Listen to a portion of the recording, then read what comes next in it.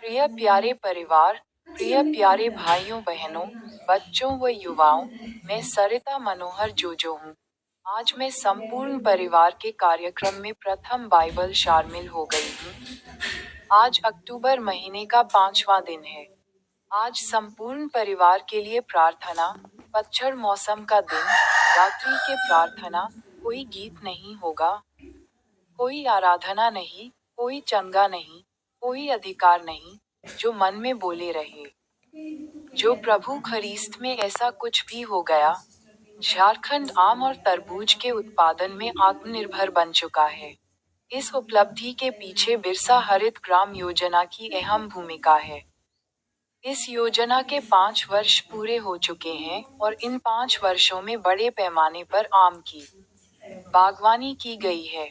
झारखंड पहला राज्य है जहां किसानों को बागवानी के साथ साथ फलदार वृक्षों की देखरेख में सरकार की ओर से मदद की जाती है और यह मदद कम से कम 5 वर्षों के लिए होती है। इन 5 वर्षों में परिवर्तन दिखने भी लगा है। बिरसा हरित ग्राम योजना के माध्यम से झारखंड में आम और तरबूज की खेती कर न सिर्फ किसानों की आमदनी बढ़ी बल्कि झारखंड का भी कायाकल्प हो गया है। हाल के वर्षों तक आम और तरबूज के उत्पादन को लेकर बिहार पर आश्रित रह रहा झारखंड अब दोनों फसलों के उत्पादन में आत्मनिर्भर बन गया है। इस योजना के तहत पिछले 5 वर्षों में 1.5 करोड़ के करीब फलदार पौधे लगाए गए हैं और इनमें आम की अधिकता है। बिरसा हरित ग्राम योजना के तहत आम के पौधों को लगाने के साथ साथ 5 वर्षों तक उसकी देखरेख की जिम्मेदारी भी विभाग ने उठाई है।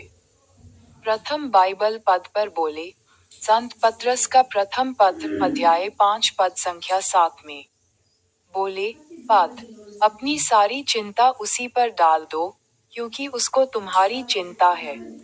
छोटा अर्थ, अपनी सभी चिंताएं परमेश्वर को सौंप दो, क्योंकि वह तुम्हारी परवाह करते हैं। प्रार्थना, हे प्रभु, हम अपनी सारी चिंताएं आप पर डालते हैं। हमें विश्वास है कि आप हमारी परवाह करते हैं और हमें अपनी शांति देंगे। आमीन। संदेश, जब आप चिंतित या परेशान महसूस कर रहे हों, तो अपनी समस्याओं को परमेश्वर को सौंप दें। वह आपका बोझ उठाएंगे और आपको शांति देंगे। द्वितीय बाइबल पद पर बोले, द्वितीय इतिहास का ग्रंथ अध्याय 18 पद संख्या 30 में बोले, पद आराम के राजा ने अपने रथ के सरदारों को आज्ञा दी थी कि तुम छोटे बड़े किसी से न लड़ना, परंतु केवल इस्राएल के राजा से लड़ना। छोटा अर्थ, आराम के राजा ने केवल इस्राएल के राजा से लड़ने का आदेश दिया था, किसी और से नहीं। प्रार्थना, हे प्रभु, हम प्रार्थना करते हैं कि हम अपने आध्यात्मिक युद्धों में अपने सच्चे शत्रु को पहचान सकें। हमें शैतान की चालों से अवगत कराएं और हमें उनके विरुद्ध लड़ने की शक्ति दें। आमीन। संदेश, जीवन में हमारे सच्चे शत्रु अक्सर बाहरी लोगों के बजाय अंधकार की शक्तियां होते हैं। हमें ये पहचानने की आवश्यकता है कि हमारा आध्यात्मिक युद्ध कहाँ है और उसी के अनुसार लड़ें। तृतीय बाइबल पद पर बोले, गिनती अध्याय 24 पद संख्या 7 में बोले, पद उसके घड़ों से जल बहता रहेगा और उसका बीज बहुत जल के पास रहेगा और उसका राजा अगाग से महान होगा और उसका राज्य उन्नत किया जाएगा। छोटा अर्थ, परमेश्वर के लोगों का जीवन प्रचुरता से भरा होगा और उनका राजा सबसे महान होगा। प्रार्थना, हे परमेश्वर, हम प्रार्थना करते हैं कि हमारा जीवन आपकी प्रचुरता से भरा रहे।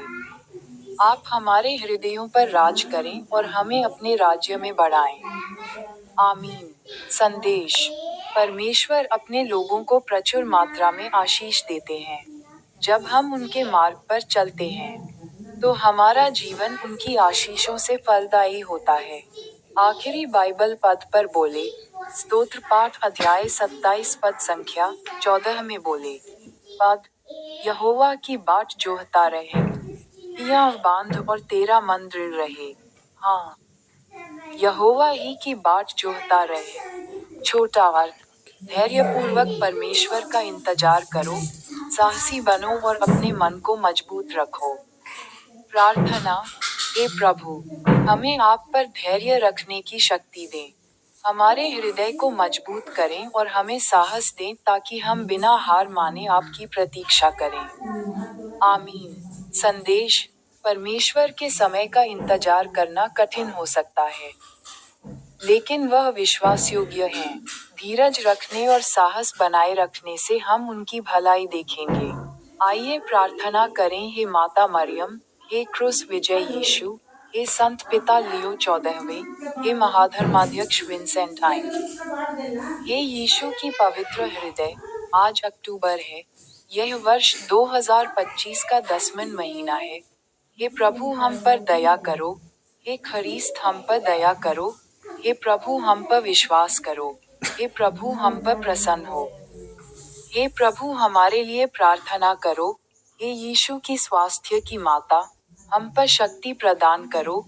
हे ईश्वर के मेमने, तू संसार की पाप पर लेता है, हमारे लिए कृपा करो। आमीन। मेरे YouTube चैनल को न भूलें।